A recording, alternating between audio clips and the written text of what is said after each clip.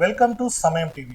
తెలంగాణ రాష్ట్ర ప్రభుత్వం ఎంతో ప్రతిష్టాత్మకంగా తెలంగాణ గ్లోబల్ రైజింగ్ సమ్మిట్ 2025ను నిర్వహించడం జరుగుతుంది.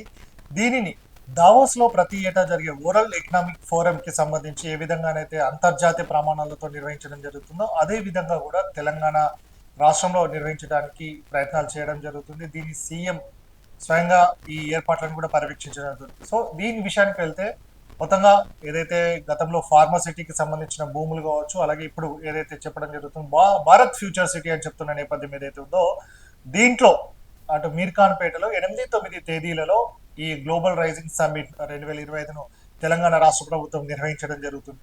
సో ఇందుకు సంబంధించి చూసుకున్నట్టయితే పెట్టుబడులే ధ్యేయంగా దీనికి సంబంధించి పెట్టుబడులను ఆకర్షించాలి, అలాగే విజన్ 2047 రోడ్ మ్యాప్ తోటి ముందుకెళ్తున్న నేపథ్యం ఉంది.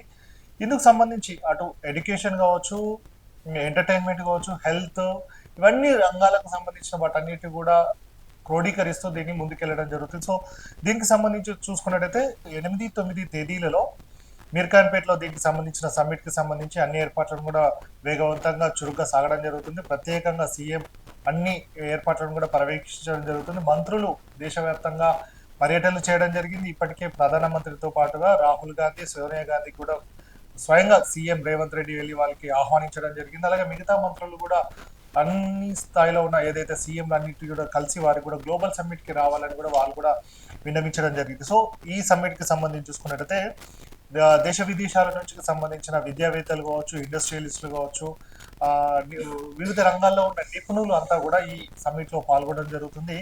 2 రోజుల పాటు మొత్తంగా 27 ప్యానల్ డిస్కషన్స్ కూడా టోటల్గా దీంట్లో ఉంటాయని కూడా చెప్తున్న నేపథ్యం ఉంది.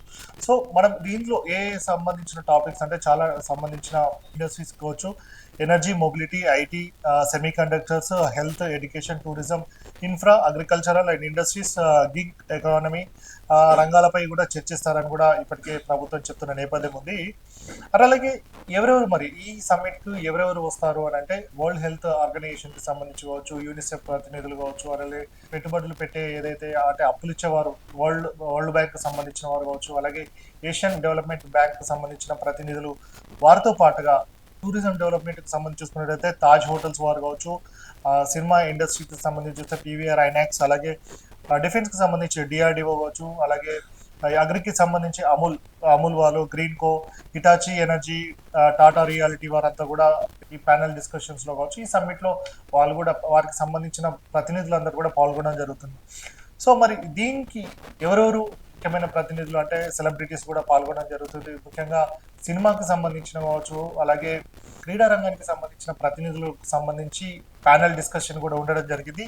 క్రీడలకు సంబంధించి వస్తే పివి సింధు కావచ్చు, కుంబ్లే, అలాగే గగన్ నారాయణ్, గుత్తా జ్వాల వీరంతా కూడా ఒలింపిక్ గోల్డ్ క్వెస్ట్ లో సెషన్ కి సంబంధించి దాంట్లో పాల్గొనడం జరుగుతుంది. అలాగే సినిమాకి సంబంధించిన రంగానికి చూసుకున్నట్టయితే రాజమౌళి కావచ్చు, సుకుమార్ కావచ్చు, రితేష్ దేశ్ముఖ్ కి సంబంధించి వీరందరూ కూడా, అనుపమ చోప్రా లాంటి సినిమాకి సంబంధించిన సెలబ్రిటీస్ అంతా కూడా సినిమా ఎంటర్టైన్మెంట్ కి సంబంధించి చూసుకున్నట్టయితే creative century and soft power entertainment కి సంబంధించిన సెషన్స్ లో డిస్కషన్ లో పాల్గొనడం జరుగుతుంది. అలాగే ముఖ్యంగా ఇంకొకటి 90 నిమిషాల నిడివితోటి కీరవాణి కి సంబంధించిన కాన్సెప్ట్ ఉంటుందని కూడా ఇప్పటికే ప్రభుత్వ వర్గాల నుంచి కావచ్చు, అక్కడి నుంచి చెప్తున్న సందర్భాలు కూడా ఉండడం జరిగింది.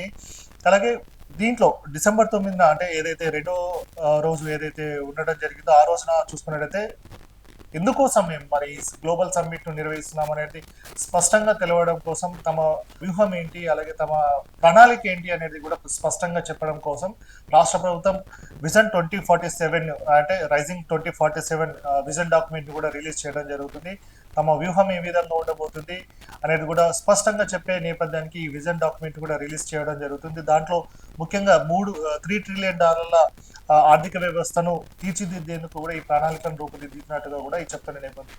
సో మొత్తంగా చూసుకున్నట్టయితే మీర్ఖాన్పేటలో గతంలో ఫార్మాసిటీకి సంబంధించిన భూములు ఏదైతే ఉండడం జరిగిందో అందులో 15,000 ఎకరాలు కావచ్చు, అటవీకి సంబంధించిన 15,000 ఎకరాలు, మొత్తంగా 30,000 ఎకరాలకు సంబంధించిన భూములలో భారత్ ఫ్యూచర్ సిటీకి సంబంధించి కూడా రావడం జరిగింది. ఇందులో ఈ గ్లోబల్ రైజింగ్ సమ్మిట్ ను నిర్వహించడం ద్వారా కూడా దేశవ్యాప్తంగా అలాగే ప్రపంచవ్యాప్తంగా ఉన్న వివిధ రంగాలకు సంబంధించిన పెట్టుబడులన్నింటినీ కూడా మన రాష్ట్రానికి రప్పించడం కోసం ఇదంతా కూడా తీసుకొస్తున్న సందర్భం ఉంది. ఇప్పటికే అజయ్ దేవగన్ కావచ్చు, సల్మాన్ ఖాన్ లాంటి వాళ్ళంతా కూడా ఎంఓలు కూడా చేసుకుంటాము అని కూడా చెప్తున్న సందర్భం ఉంది. ఎందుకంటే ఇక్కడ సినిమా సంబంధించిన స్టూడియోలు కూడా కడతామని కూడా చెప్తున్న దాఖలాలు కూడా కనబడుతున్నాయి. కాబట్టి ఒక హబ్గా మొత్తంగా హెల్త్ హబ్ కావచ్చు, ఎడ్యుకేషన్ హబ్ కావచ్చు, ఫార్మా హబ్ కావచ్చు, అలాగే అగ్రికల్చర్కి సంబంధించిన ప్రతి ఒక్క సెక్టార్ని అక్కడ నెలకొల్పే విధంగా కూడా రాష్ట్ర ప్రభుత్వం ఈ చర్యలు తీసుకుంటుందని. ఎందుకంటే అక్కడికి వచ్చే ప్రతినిధులు ఎవరైతే ఉండడం జరిగిందో తాము ఇక్కడ సంస్థలు నెలకొల్పుతామంటే అక్కడికి ఫ్రీ ఆఫ్ కాస్ట్తో వారికి అంతా కూడా ల్యాండ్ అలొకేట్ చేయడం జరుగుతుంది.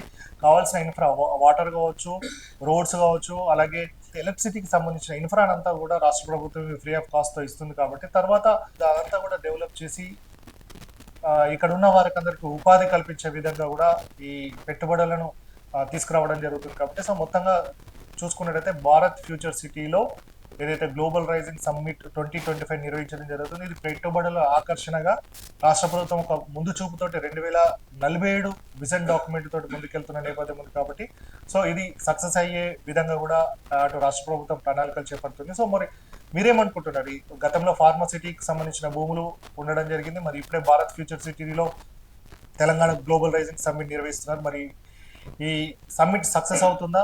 మీ అభిప్రాయాలు ఏంటి? మరి దీనివల్ల ఎంతమందికి ఉపాధి లభిస్తుంది? దీనివల్ల ఏమైనా లాభాలు ఉన్నాయా? మరి నష్టాలు ఏంటి అనేది కూడా please comment. Please subscribe to సమయం టీవీ.